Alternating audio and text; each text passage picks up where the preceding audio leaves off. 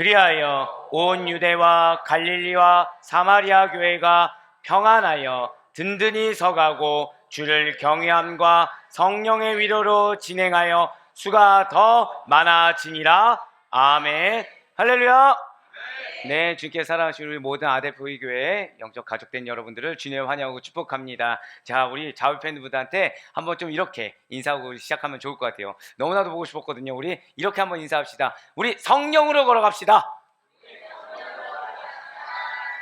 네. 자, 우리 한 번 더 인사하실 때 성령님이 역사하십니다. 네, 그렇습니다. 사랑하는 우리 성도님들에게 역사하는 성령님이 크다는 사실을 정말 믿으셨으면 좋을 것 같아요. 네, 제가 그런 것을 볼 때마다 사실 저 개인적으로는 얼마나 큰 기쁨과 감동이 있는지 모르겠습니다. 과연 이 정도로 강력하게 우리 성도님들에게 역사하시고 인도하시며 성장시키시는 성령님의 활발한 활동을 볼 수 있는 교회, 그것을 느낄 수 있는 교회가 과연 얼마나 될까라고 생각하니까 저 참 행복한 사람이구나 라는 생각을 든다라는 거예요. 물론 그 성령의 역사하심이라는 것이 누군가는 바람하지 않는 기도의 응답일 수도 있습니다. 누군가는 그동안에 깨닫지 못했던 죄악이 깨달아지고 깨어지는 시간일 수도 있어요. 누군가는 내가 굳건히 지켜왔던 이런 무언가를 이제 하나님이 아예 그 근거나 바탕을 바꾸는 작업을 하는 그런 자일 수 있습니다. 공통점은 무엇이냐? 저 다 고백하실게요. 나에게 역사하십니다. 네, 나에게 성령님께서 지금 역사하신다라는 것이죠. 할렐루야. 네, 그렇습니다. 사실 오늘날 많은 교회들이 이렇게 성장과 부흥을 꾀하곤 합니다. 여러분들처럼 우리가 알게 모르게 성령의 역사하심으로 인해서 우리가 성장하는 경우도 있지만 사실 많은 교회들이 자체적으로 교회의 성장과 부흥을 꾀하고 한다는 거예요. 그래서 하나님을 위해서 우리 교회가 더 위대한 일을 해내겠다고, 하나님을 위해서 우리 교회가 더 많은 것을 하겠다고 물질의 축복을 구합니다. 교회 인프라 구축에 목을 매달기도 해요. 시스템 마련을 구합니다. 그리고 능력의 일꾼들을 보내달라고 한다는 것이죠. 그렇지만 안타까운 것은 정작 교회의 부흥을 위해서, 정확히 말씀드릴까요? 교회의 참된 부흥과 성장을 위해서 성령의 도우심을 구하는 교회는 좀 드문 편이라는 거예요. 감사한 것은 그래도 성령의 역사하심과 성령의 대동하심, 성령의 도우심을 구하는 교회들이 여전히 존재하고, 그러한 자들로 인해서, 그러한 교회들로 인해서 한국 교회가 든든히 서가는 것에 대해서 너무나도 감사한 건 맞습니다. 하지만 대다수가 그렇지는 않다라는 것이죠. 그런데 중요한 것은 우리가 잊지 말아야 될 사실이 있다는 거예요. 그것은 무엇이냐? 우리의 보혜사가 되시고 위로자가 되어주시는 성령님의 도움이 없이는 어떠한 성도의 성장, 성도의 성수, 그리고 교회의 부흥과 성장은 기대할 수가 없다는 사실입니다. 그렇다면 우리 아델포이 교회는 과연 어떻습니까? 우리가 지난주에 하나님이 우리로 하여금 선포하신 게 있어요. 자, 우리가 무엇을 선포하겠죠? 우리는 어떤 교회라고요? 우리는 개척교회입니다. 그렇습니다. 아델포이는 개척교회로서 지금까지 성령의 역사하심의 증거가 있는 교회로 성장하고 있다는 사실에 얼마나 감사한지 모르겠어요. 우리 아델포이 교회 성도님들께서는 서로 돕는 성도님들이십니다. 서로 사랑해 주세요. 서로 사랑하시다 보니까 기다려 주십니다. 믿어주고 계세요. 무엇보다 성령의 위로하신 가운데 주를 경외함으로 말미암아 경건의 능력을 보여주신 분들이, 자, 저 다 고백하실까요? 나에게 경건의 능력으로 역사하십니다. 믿으십니까? 네, 나에게 경건의 능력으로 역사하시는 성령님의 그 움직이심, 태동하심을 보여주신 분들이 바로 사랑하는 여러분과 제가 되고 있다는 것이죠. 그 결과 무엇이겠습니까? 사람이 보기에 좋은 교회가 아니에요. 주님께서 보시기에 아름다운 교회입니다. 주님께서 보시기에 충성된 교회로 주 안에서 지어져 가고 있는, 자, 한 번 더 저따가 고백하실게요. 감사와 기쁨이 넘치는 교회. 아멘? 네, 그것이 우리 교회인 줄 믿으시길 바라요. 사랑하는 여러분들, 감사와 기쁨이라는 것은 내가 무언가 세상적으로 잘 풀려서 감사와 기쁨이 생기는 것이 결코 아닙니다. 감사와 기쁨이라는 것은 내 마음의 응어리가 풀어졌다고 해서 감사와 기쁨이 생기는 것은 사실은 아니에요.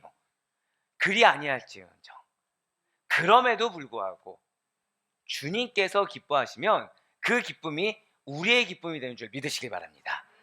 그럼에도 불구하고 자 오늘따라 고백을 많이 드리게 하는데요. 절대 고백하실게요. 나를 주님이 하십니다. 그래서 우리 옆에 있는 분한테 마지막으로 이렇게 인사하실게요. 우리 당신을 주님께서 알고 계십니다. 이것이 우리의 기쁨입니다. 할렐루야. 사람은 날 몰라줘요. 자, 이 가운데 부부도 계시고 부모 자녀간의 관계도 계시고 여러 관계가 있어요. 자, 부부라고 해서 다 알아주든가요? 이러면 오해를 한다니까요. 아, 우리 장로님께서, 우리 집사님께서, 우리 권사님께서 전혀 몰라주시는구나. 아, 예, 저를 위해서 대답하신 걸로 알고 있습니다. 부부라고 해서 다 알아주는 건 아닙니다. 그러면 자녀들은 어떨까요? 부모라고 해서 다 자녀들은 알아줄까요? 예, 아, 예, 감사해요. 저 이쪽 안 보고 있었습니다, 지금. 네. 자녀라고 해서 다 알아주는 거 아니고 부모라고 해서 또 다 알아주는 것은 아니라는 거죠. 가족이 이럴진데 친구들은 오죽하겠습니까? 직장 동료는 오죽할까요? 아무도 우리를 100% 온전히 알아주지 않는다라는 거예요. 하지만 정말로 우리가 기뻐할 수 있는 것, 정말로 감사할 수 있는 것은 성령님께서 여러분들을 알아주시고 하나님께서 알아주시사 여러분들의 삶 가운데 아멘으로 화답한 그 믿음대로 역사하시는 줄 믿으시길 바라겠습니다. 이러한 주님의 은혜 가운데 우리 아들포의 교회는 성령으로 걸어가라. 뭐라고 써있죠? 성령으로 걸어가라. 맞습니다. 성령으로 걸어가라는 사도행전 시리즈의 말씀이 계속해서 지속적으로 선포되고 있어요. 더불어 복음의 확장이라는 그 비전 앞에 온 성도인들이 그 확장의 정도가 좀 다를지언정 나의 삶을 통해서, 나의 입술을 통해서, 나의 변화된 마음과 생각을 통해서 그 복음의 확장이 이루어지기를 말하는 그 마음으로 우리의 마음을 모으고 힘찬 성령의 발걸음을 함께하고 있다는 것이죠. 특별히 이번 주일은 성령으로 걸어가라 28주 행군 가운데 벌써 9번째 시간이 되었습니다. 9번째 시간으로 하나님께서는 한 번 더 저다 고백하실게요. 성령의 위로하심. 네, 성령님께서 여러분들을 위로하신다는 거예요. 성령의 위로하심이라는 주제로 오늘 사도행전 9장 31절의 말씀을 허락해 주셨습니다. 그럼 우리 먼저 오늘 본문 말씀 사도행전 9장 31절의 말씀 한번 보도록 하실게요. 그리하여 온 유대와 갈릴리와 사마리아 교회가 평안하여 든든히 서가고 주를 경외함과 성령의 위로로 진행하여 수가 더 많아지니라. 아멘. 지금 온 유대와 갈릴리와 사마리아 교회라는 곳이 평안해졌대요. 평안해지니까 당연히 든든히 세워져 가는 거죠. 든든히 서가서 흔들리지 않으니까 점점점 부흥하고 있다라는 것입니다. 이러한 교회의 부흥의 배후에는 무엇이 있는 것입니까? 주를 경외함이 있었다는 거예요. 오늘 본문을 보니까 주를 경외함과 더불어서 무엇으로 진행하여 갔습니까? 성령의 위로함. 성령의 위로하심으로 교회가 부흥할 수가 있었다는 것이죠.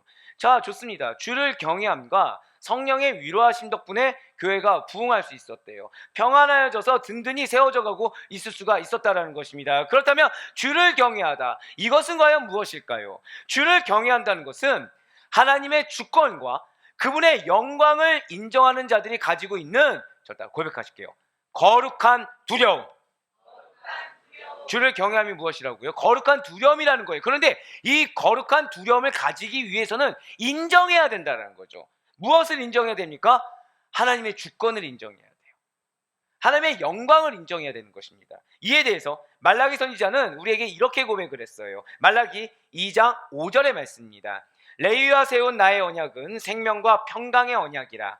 내가 이것을 그에게 준 것은 그로 경외하게 하려 함이라. 그가 나를 경외하고 내 이름을 두려워하였으며. 아멘. 하나님과 우리 사이에 하나님의 언약을 주신 것은 생명의 언약입니다. 그 생명의 언약을 받은 자, 영생을 받은 자에게는 하나님이 반드시 평강의 복으로 함께하게 해주셨다고 약속해 주셨어요. 그렇기 때문에 사랑하는 여러분들, 만약에 여러분들의 삶 가운데 무언가 평강을 방해하는 요소가 있습니까? 그렇다고 한다면 이것은 지금 사단이 나를 미혹하고 있구나, 사단이 나를 공격하고 있구나라고 분별할 수 있는 여러분과 제가 되길 바라요.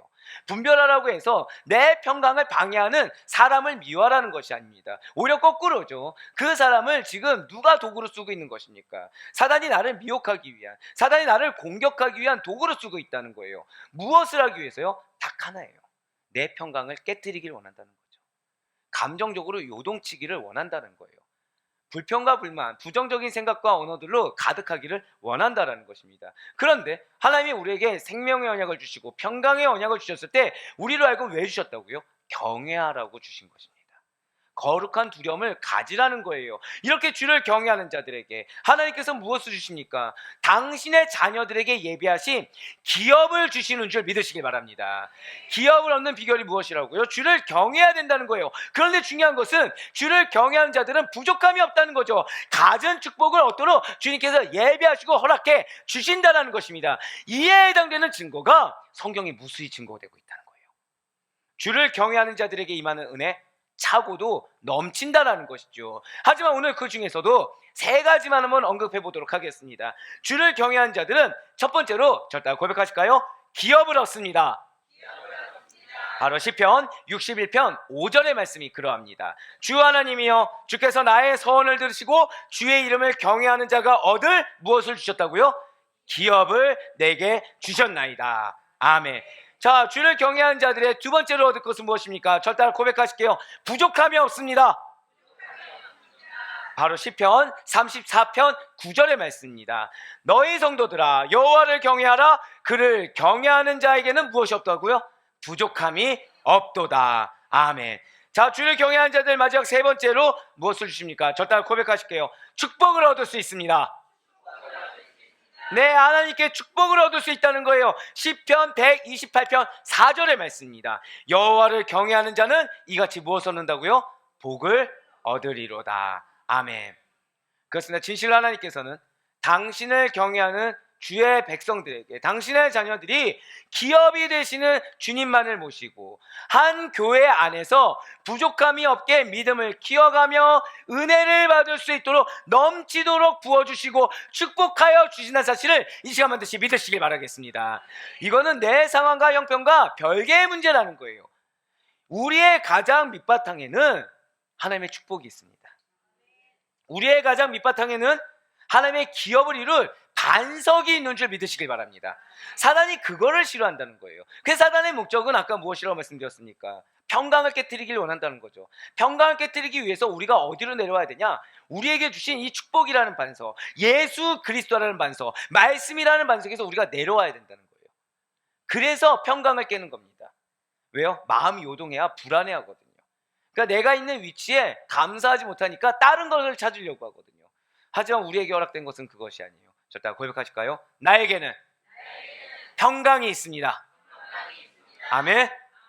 네, 그렇습니다. 진실로 이 땅의 모든 교회와 만대에 오고 가는 교회에 다른 무엇보다도 이렇게 평강의 언약을 유지하며 주를 경외하는 자들로 가득 채워질 수 있길 간절히 소망합니다.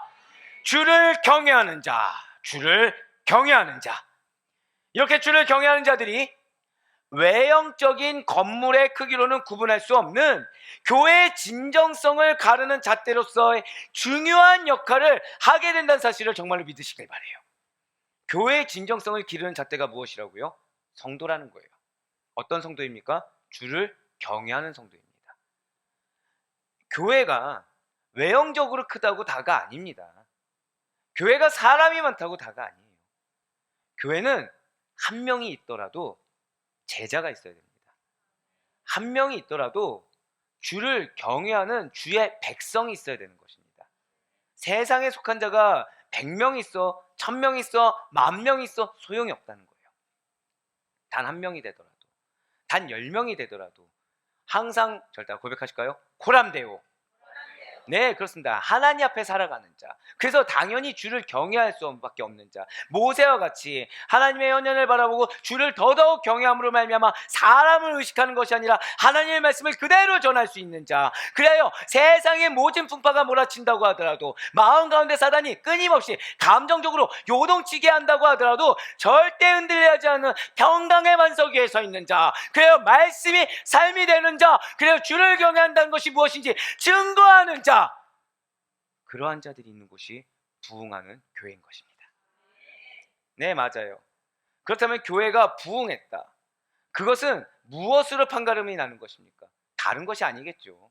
주를 경외하는 자들이 얼마나 있느냐, 주를 얼마나 더 깊이 경외하고 있는가, 주를 더 얼마나 깊이 만남으로 말미암아 그분을 더더욱 경외하고 그분과 동행하는 것을 당연하게 여기는가, 바로 이러한 것이 교회의 부흥인지 교회의 부흥이 아닌지를 결정한다는 사실을 믿으시길 바라요. 그렇습니다. 우리 아델포이 교회는 어떤 교회입니까? 하나님 중심 교회예요. 말씀 중심 교회입니다. 목사 중심이 아니요. 우리 아델포이가 뭐라고요? 형제들아, 성도 중심의 교회예요. 그러니 우리 교회는 다른 무엇보다도 첫째도 둘째도 누구로 넘쳐 흘려야 되는 것입니까? 오직 주를 경외하는 자들로 살기로 다짐하는 성도인들만이 가득할 수 있기를. 모든 성도인들이 단 한 명의 외 없이 모두 다 제자요, 모두 다 중직이며 모두 다 일꾼인데 외식하는 일꾼이 아니라 주를 경외하는 성도의 본질된 자들로 차고 넘칠 수 있기를 간절히 소망합니다. 네, 오늘 본문에 나온 바로 온 유대와 갈릴리와 사마리아 교회가 그러했다는 거예요. 즉, 이 교회가 평안하여 든든히 세워질 수 있는 거 무엇 때문이라고요? 주를 경외하는 자들로 가득 찼기 때문이라는 거죠. 단 한 명의 없이 모두 다 주를 무서워할 수 있었다는 거예요. 주 앞에 두려워할 수 있었다는 거예요. 당연히 언행이 조심되죠. 당연히 마음과 생각을 바로잡습니다. 당연히 어디를 가도 혼자 있든 누구를 의식합니까? 하나님을 항상 의식하는 거예요. 하나님 나를 지켜보고 계시다. 하나님 지금 나의 마음과 나의 생각을 지켜보고 계시다. 억울한 일 당하죠. 왜요? 초대교회 어떤 상황이 있습니까? 핍박받는 모진 상황이 있었어요. 생명의 위협을 받는 상황이 있었어요. 중요하지 않다라는 거예요. 왜요? 자, 고백하실까요? 나는 영생을 소유하였습니다. 믿으십니까? 그러니까 죽음보다 더 두려운 것이 무엇일까요? 하나님의 판단이 중요한 거예요. 하나님의 말씀이 중요한 거예요. 그러니 언제나 그 하나님 앞에서 살아가는 것입니다. 판단 조건은 딱 하나예요. 내가 믿음으로 행하고 있는가, 아니면 내가 믿음 없이 살고 있는가, 내가 하나님과 동행하고 있는가, 아니면 나는 나와 사랑과 동행하고 있는가. 항상 그 위에 섰다는 거예요. 이것이 무엇이라고요? 주를 경외한다는 거. 그러니까 부흥하게 되는 것이죠. 자, 이러한 교회의 부흥의 배후에는 주를 경외함이 있었다고 했습니다. 또 한 가지 너는 무엇이 있었습니까? 사도행전 9장 31절의 말씀을 다시 한 번 더 보시길 바랍니다. 그리하여 온 유대와 갈릴리와 사마리아 교회가 평안하여 든든히 서가고 주를 경외함과 무엇이 있다고요? 성령의 위로로 진행하여 수가 더 많아지니라. 아멘. 무엇입니까? 저따가 고백하실까요? 성령의 위로하심. 네, 성령의 위로하심이 있었다는 거예요. 자, 위로. 여러분들은 위로란 단어를 들으면 좀 어떠십니까? 그럼 이 위로는 무엇일까요? 괴롭고 슬픈 자를, 마음이 심히 어려운 자를, 그래서 마음을 바로잡기 힘든 자를 따뜻한 말과 행동으로 달래준다는 것이죠. 그렇다면 성령님께서 우리들이 힘들 때는 좀 덜 힘들게 해주시고, 우리들이 슬플 때는 그 슬픔을 제거해서 기쁨을 주신다. 이것이 위로입니까? 완전히 틀린 말은 아닐 거예요.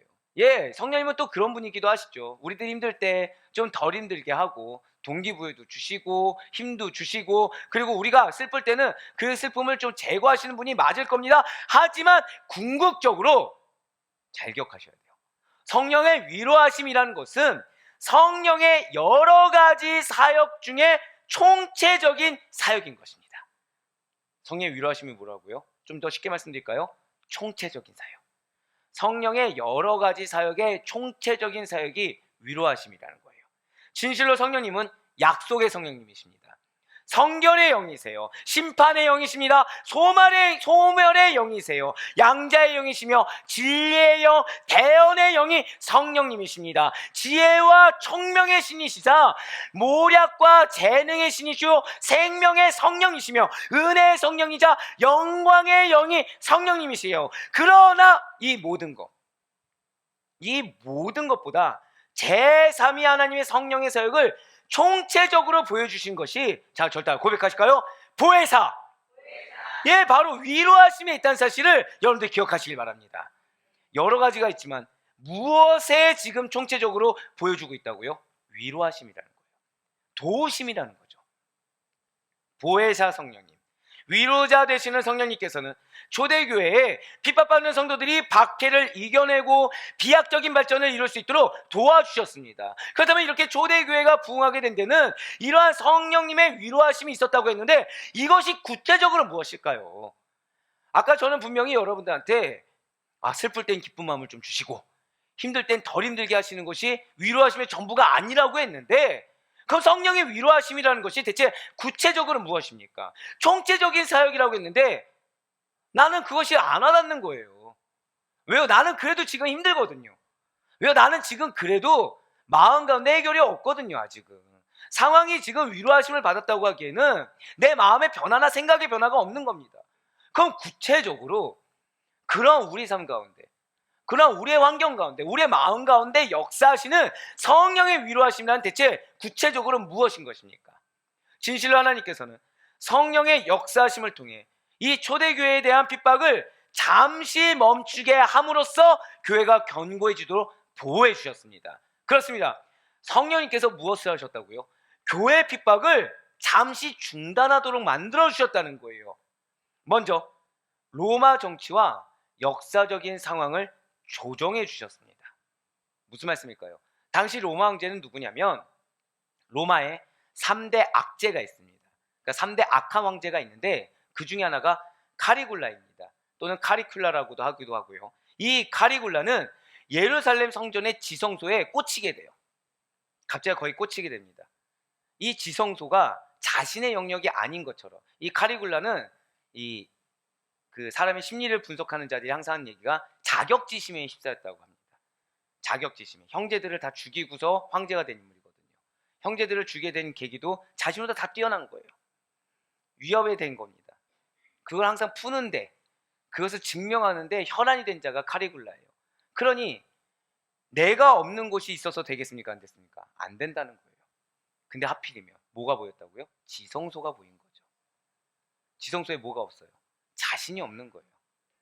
그래서 뭐에 꽂히냐? 이 지성소에 초상화, 자신의 초상화를 걸어놓기를 원했던 겁니다. 거기에 혈안이 돼 있어요. 관리들이 반대합니다. 유대인들이 들고 일어날 겁니다. 유대인들의 영역은 저긴 건드려서 안 됩니다. 목을 칩니다. 너가 어느 나라 백성이냐? 목을 칩니다. 예, 여기에 자기는 무조건 자신의 초상을 걸어야 되는 거예요. 자, 그럼 유대 종교 지도자들의 지금 입장은 어떻습니까? 지금 그리스도인들이 문제입니까? 카리굴라가 문제입니까? 그리스도인들이 눈에 보이지 않는 거예요. 더 큰 문제가 생겨버렸다는 거죠. 지금 자신의 지성소가 침범당하게 생긴 거예요. 그리스도교 여기 문제라는 거 있어요. 근데 여기는 최소한 무엇은 침범 안 해요? 지성소는 침범을 안 하거든요. 근데 지금 로마 황제가 뭐 하고 있다고요? 내 초상화를 걸어놓으라고 지금 난리가 난 겁니다. 안 그럼 너희 다 죽여버리겠다는 거예요. 예, 맞아요.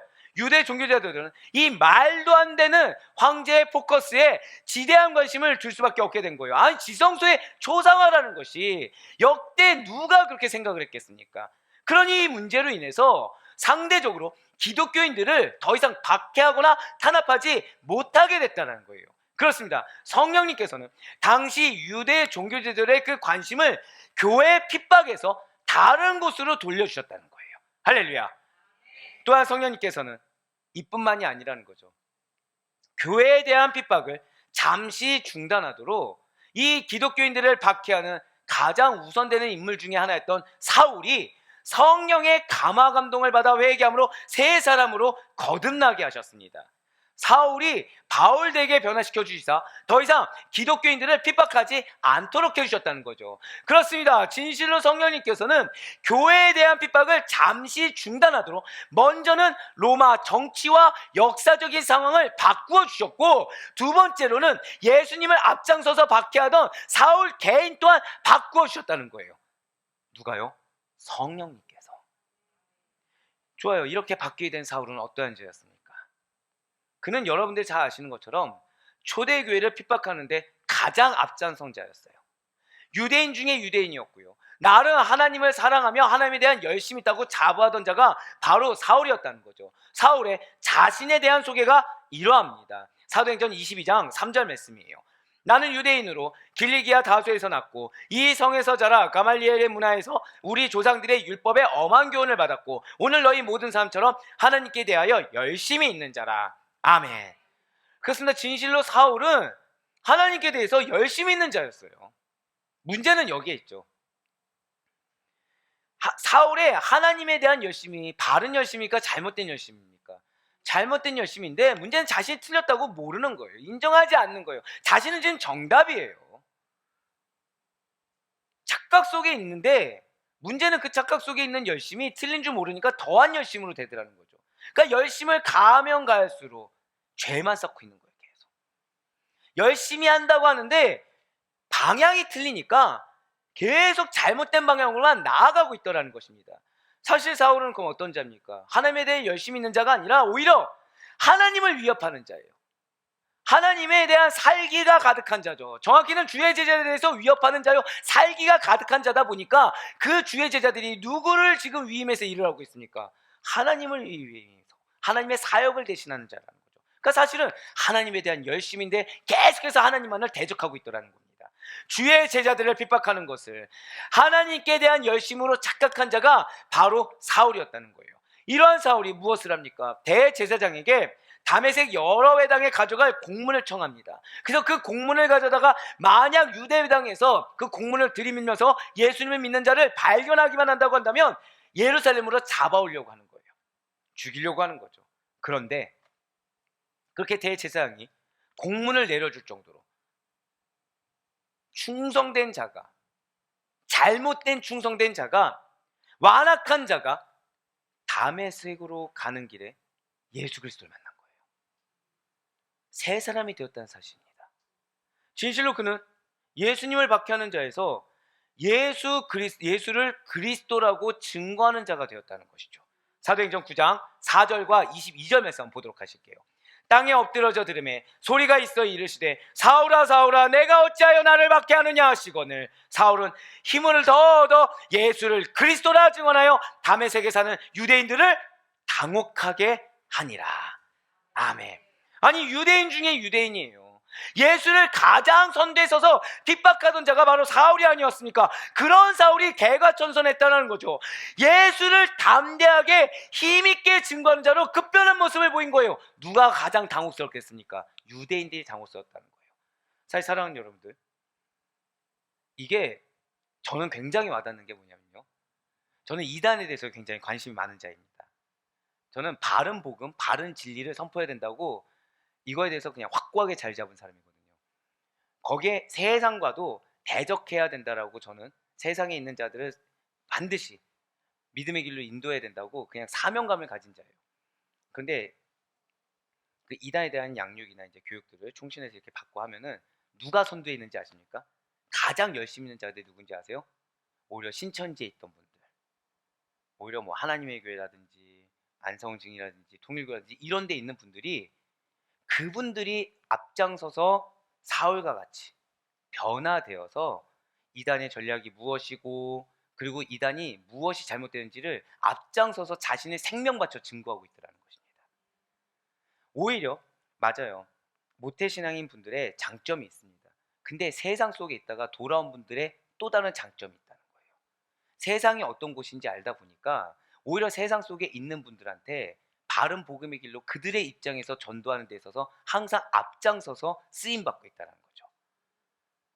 저는 이 일에 그분들의 고백을 들어보면 다 동일한 고백이 나옵니다. 하나님이 하셨습니다. 성령님이 나를 주장해 주셨습니다. 예, 맞아요. 이 일에 보혜사요 위로자가 되시는 성령님이 친히 역사하셨고 오늘날 지금 이 순간에도 역사하고 계심을 믿으시길 바랍니다. 사랑하는 여러분들, 혹시 상처가 있으십니까? 혹시 어려움이 있으십니까? 혹시 그것을 내가 지금 마음 가운데 극복이 안 될 정도로 힘든 가운데 계십니까? 나로 하여금, 저 따라 고백하실게요. 동일한 영혼에게, 이걸 꼭 기억해주세요. 동일한 영혼에게 그들을 위로하라고, 그들에게 하나님을 증거하라고 그러한 삶을 겪게 하셨음을 믿으시길 바래요. 우리로 하여금 아픔을 겪게 하실 때는 우리를 몰라서 겪게 하신 것이 아닙니다. 우리를 외면해서 겪게 하신 게 아니에요. 우리를 미워해서 겪게 하신 것이 아닙니다. 눈물을 흘리며 어쩔 수 없이 겪게 하시는 거예요. 눈물을 흘리며 어쩔 수 없이. 왜요? 또 다른 영혼을 구원해야 되는데 우리 아니면 안 된다는 거죠. 우리가 그것을 겪고서 우리를 믿기 때문에 하나님이 여러분들을 신뢰하십니다. 믿으십니까? 그래서 그러한 사건이 있더라도 믿음에서 이탈하지 않을 것을 믿고 우리로 하여금 그 상황을 겪게 하십니다. 무엇을 믿는 걸까요? 그 상황을 극복하여 다른 영혼들을 품을 것을, 그 상황을 극복하여 다른 영혼들을 변화시키는 은혜의 도구로 여러분들을 사용하고 계심을 정말로 믿으시길 바랍니다. 우리는 과거가 중요하지 않아요. 우리는 지금의 삶이 중요하지 않아요. 우리는 하나님과 동행한다면 그 순간이 중요한 것입니다. 우리에게 가장 중요한 것은, 저다 고백하실까요? 영혼. 영혼 이상이 없어요. 영혼의 변화 외에는 없습니다. 예, 지금 사울이 그래요. 지금 사울이 그렇습니다. 변화됐어요. 이전에는 무엇이 중요했습니까? 인정받는 게 중요했어요. 더 하나님에 대한 열심을 내서 유대 지도자들에게 인정받는 게 중요했어요. 자신이 지금 어떤 자인지 증명하는 게 중요했어요. 그런데 변화된 거예요. 나는 없어도 돼요. 교회가 바로 서면 됩니다. 나는 없어도 돼요. 영혼이 바로 서면 되는 거예요. 나는 없어도 돼요. 사람들이 구원받으면 그걸로 되는 것입니다. 다메섹 도산에서 예수님의 현안을 보고 눈이 멀어버렸어요, 사울이. 그래서 주의 제자 아나니아가 찾아가서 안수하여 낫게 합니다. 그리고 세례를 줌으로써 사울은 즉시로 예수님이 하나님의 아들이심을 전파하게 됐다는 거예요. 저 고백하실까요? 예수님은 하나님의 아들이십니다. 그걸 전파했다는 거예요. 할렐루야! 사도행전 9장 17절부터 20절까지 말씀 한번 보시겠어요. 아나니아가 떠나 그 집에 들어가서 그에게 안수하여 이르되, 형제 사울아, 주 곧 내가 오는 길에서 나타나셨던 예수께서 나를 보내어 너로 다시 보게 하시고 성령으로 충만하게 하신다 하니, 즉시 사울의 눈에서 비늘 같은 것이 벗어져 다시 보게 된지라. 일어나 세례를 받고 음식을 먹음에 강건하여지니라. 사울이 다메섹에 있는 제자들과 함께 며칠 있을새 즉시로 각 회당에서 예수가 하나님의 아들이심을 전파하니. 아멘. 이 다메섹 지역에는요, 회당이 30여 개 정도가 있습니다. 그리고 사울은 그 30여 개 전부를 이곳저곳을 회당을 다니면서 예수님이 하나님의 아들이십니다. 율법이 아니에요. 할례 받는 것이 아닙니다. 예수님을 믿어야 돼요. 예수님만이 하나님의 아들이고 율법의 완성이십니다라고 전파했어요. 그리고 이후에도 사울은 회당에서의 전도를, 자, 우리라고 하면은 이렇게 생각하시면 되겠죠. 이단 한복판에 딱 가서, 세상 사람들이 있는 한복판에 딱 가서 예수님을 증거하는 것을 평생에 가장 중요한 사역이자 사명으로 알았다는 거예요. 그래서 그의 일생을 복음 전도에 온전히 바칠 수가 있다는 거죠. 그리고 이러한 사울은 우리에게 누구로 더 알려져 있습니까? 바울로 더 알려져 있다는 거예요. 사울은 히브리식 이름입니다. 로마식 이름이 바울이라는 것이죠. 이러한 바울은 회심 전에는 그저 순수 혈통의 바리새인으로서 아주 열렬한 유대교인에 불과했지만, 그는 회심 후 놀랍게도 사도요, 최초의 신학자이자 최초의 선교사로서의 위상을 가질 수가 있었다는 것입니다. 이러한 사도 바울은 여러분도 잘 아시는 것처럼 신약 성경 27권 가운데 절반에 해당하는 13권 정도의 서신서를 썼으며 그리스도교의 신학과 사상을 정립한 인물입니다. 그리고 그의 인생의 극적 변화에는 다른 것이 있었던 것이 아니에요. 자, 고백하실까요? 성령의 위로하심. 그냥 성령의 역사하신 것이 아니에요. 아나니아를 통해서 하나님은 사도 바울을 위로해 주셨습니다. 예수님이 만나 주셨어요. 아나니아를 통해서 역사해 주셨어요. 위로하심으로 말미암아 사도 바울은 변화될 수가 있었어요. 진실로 보혜사 성령님께서는 초대교회 성도들의 핍박과 고난 현장에 이렇게 항상 함께하여 주셨습니다. 그리고 초대교회 성도들에게 힘과 위로와 용기를 부어주셨어요. 아, 하나님 이렇게 역사하시는구나. 아, 성령께서 이렇게 인도하여 주시는구나. 사람을 이렇게 변화시켜 주시는구나. 환경을 이렇게 주장해 주시는구나. 아, 우리가 하는 사역이 틀리지 않았구나. 아, 우리가 지금 걸어가는 이 믿음의 길이 틀리지 않았구나. 그대로 위로를 얻을 수가 있었어요. 사역에 필요한 모든 능력을 공급해 주시는 성령의 능력을 경험할 수가 있게 된 것입니다. 그렇습니다. 오늘날 부흥을 꿈꾸는 모든 자들이라고 한다면, 오늘날 변화를 꿈꾸는 자들이라고 한다면, 오늘날 정말 성장하기를 원하는 모든 믿음의 성도라고 한다면, 보혜사 성령님께서는 반드시 그들 곁에 계셔야 된다는 거예요. 물질 아닙니다. 건강 아니에요. 인프라 아닙니다. 시스템 아니에요. 성령님이 필요한 거예요. 우리는 그리스도인입니다. 믿으십니까? 여러분들 그리스도인 어떻게 되셨나요? 돈으로 되셨습니까? 신체적인 조건이 좋아서 되셨습니까? 인맥이 좋아서 되셨습니까?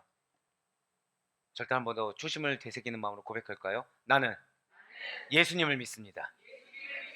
그걸로 되셨어요. 믿음으로 된 것입니다. 무엇이 중요합니까? 믿음 이상 없어요.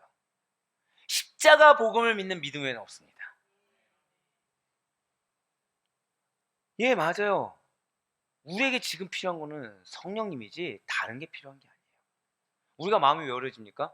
성령의 음성을 듣지 않기 때문이에요.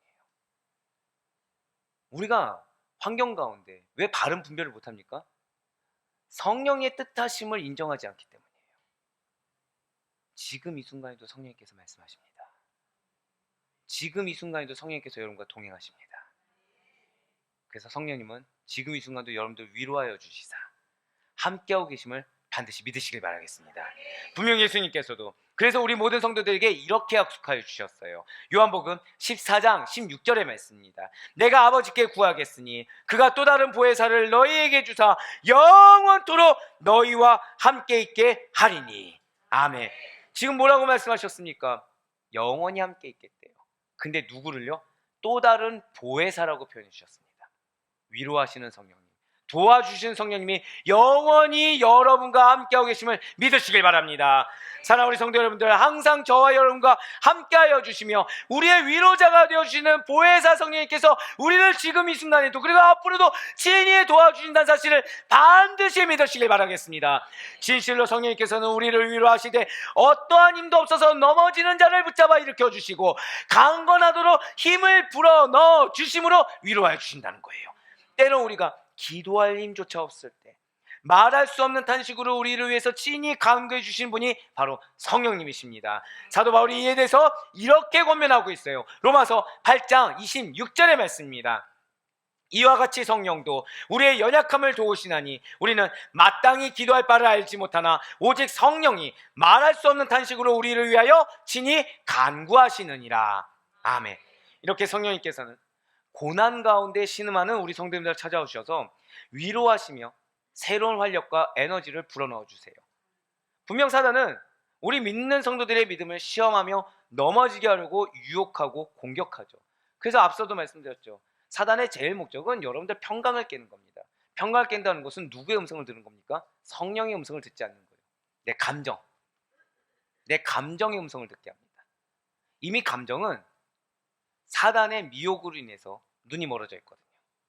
이미 감정은 올라와져 있는 상태거든요. 자, 우리가 기도 왜 하죠?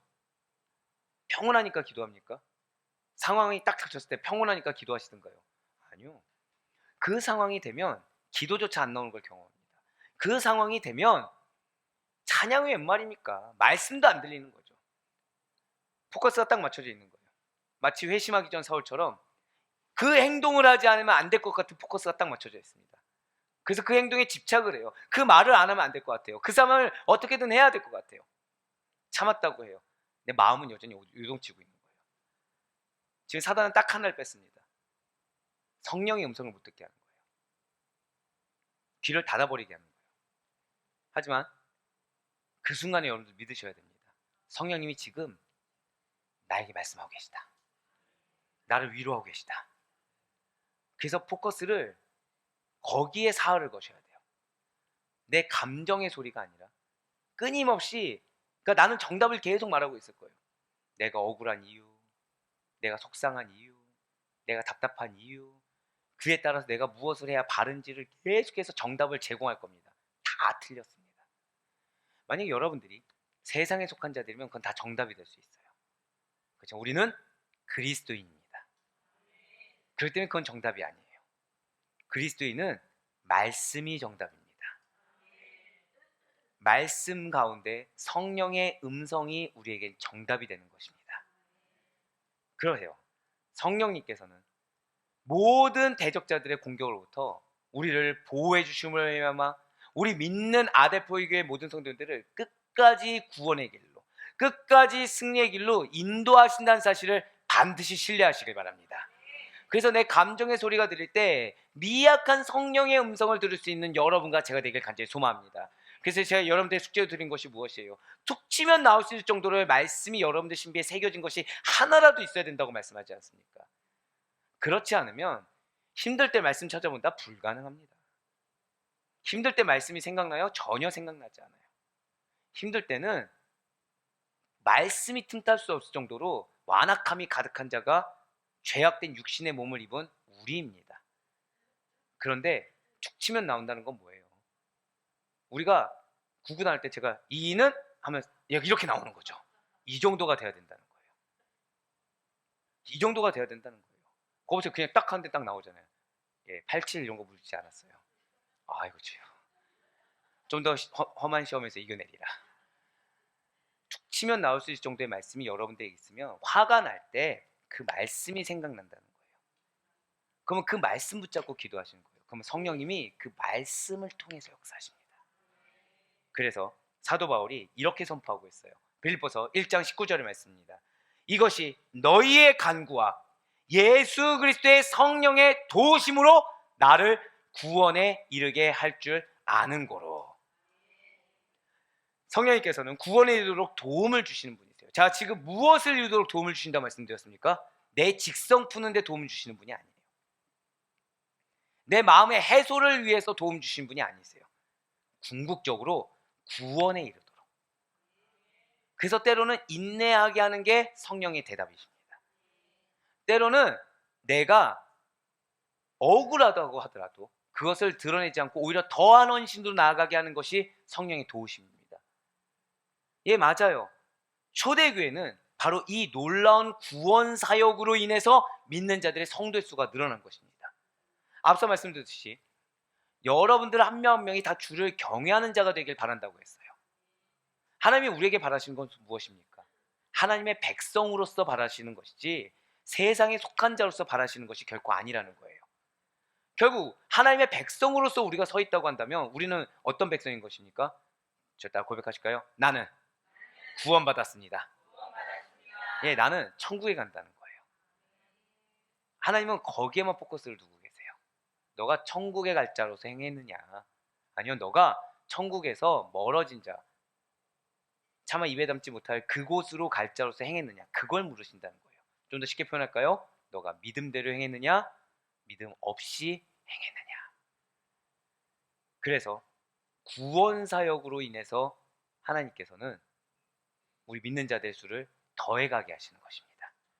그에 더해서 성령의 위로하심으로 인해 한 단계 더 도약하게 도와주신다는 거죠. 장차 이방인의 사도가 될 사도 바울의 놀라운 교회 개척 사역과 더불어서 베드로의 또 힘있는 사역으로 인해 이방까지 복음이 널리 퍼져 나갔다라는 거예요. 그렇다면 베드로가 행한 성령의 위로하심의 사역이란 무엇입니까? 오늘날 우리 사랑 아데포이 교회 성도들에게 동일하게 이 도우심이 일어날 것을 믿으시길 바라겠습니다.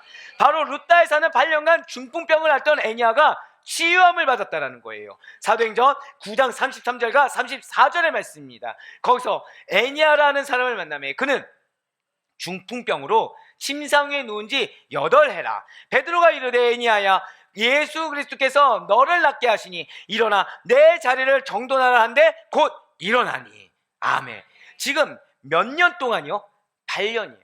이게 의미가 있는 게 유대인들에게 완전수가 어떤 숫자인지 알고 계십니까? 7이죠. 7. 지금 몇 년이에요? 8년이에요. 그러니까 지금 뭐냐? 다 포기할 만한 완벽하게 중풍병자인 겁니다. 나을 확률이 0%예요. 그냥. 근데 그 자를 일으켰다는 거예요. 인간이 봤을 때 이거는 안 된다라고 확신할 수 있는 병을 고치셨다는 거예요. 이렇게 중풍병자, 누구나 다 인정할 수밖에 없는, 더 이상 고쳐질 수 없다고 여겨지는 그러한 중풍병자가 고쳤다는 것이 참으로 놀랍지 않습니까? 성령의 위로하심이, 절대 고백하실까요? 치유의 역사. 할렐루야.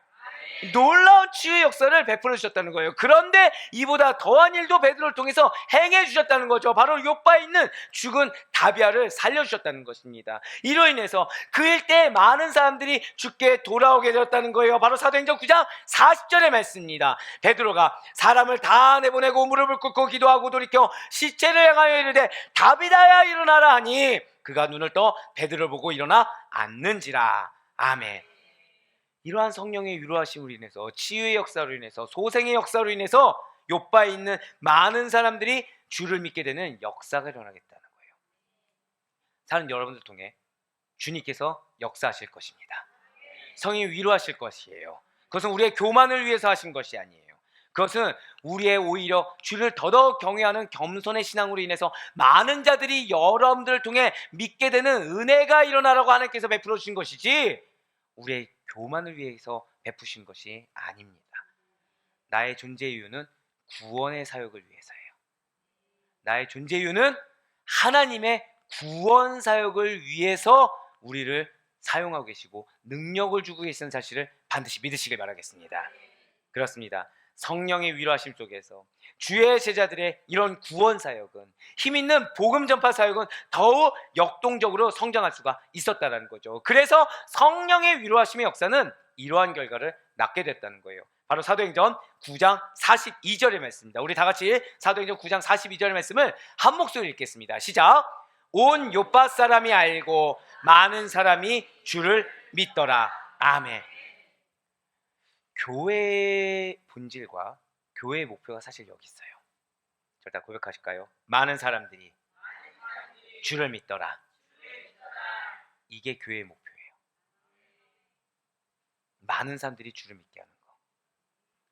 우리가 특히 이제 저도요, 듣지 말아야 될 말이 있어요. 아, 요즘 시대는 교회가 부흥하기 힘들어. 요즘 시대는 믿는 자들이 늘어나기가 힘들어. 이 말을 들어서는 안 돼요. 처음에 말씀드렸잖아요. 많은 분들이 조언을 주십니다. 들었을까요? 안 들었을까요? 듣지 않았어요. 뭐부터 했죠? 기도부터 했어요. 뭐부터 했죠? 말씀을 선포하는 것밖에 안 했어요. 우리 행사 뭐 했습니까? 우리 아니요 했죠. 세례, 성찬. 자, 이거 행사입니까? 성례입니까? 성례 외에 하나님 지정하신 거에는 행하지 않았어요. 지금도 기도하고 있어요. 다른 거 기도하지 않습니다. 여러분들을 위해서 기도하고 있어요. 궁극적으로 여러분들을 위해서 무엇을 기도합니까? 그리스도인답게. 사는 여러분들, 그리스도인들은 무엇과 접하고 살아야 되죠? 말씀. 자, 말씀을 15분 접해야 됩니까? 30분 접해야 됩니까? 1시간 접해야 됩니까? 평생. 아멘. 소름 돋았어요. 이게 정답이에요. 설교는 길면 사람들이 안 좋아해. 사람들은 안 좋아하죠. 성도는 좋아하죠.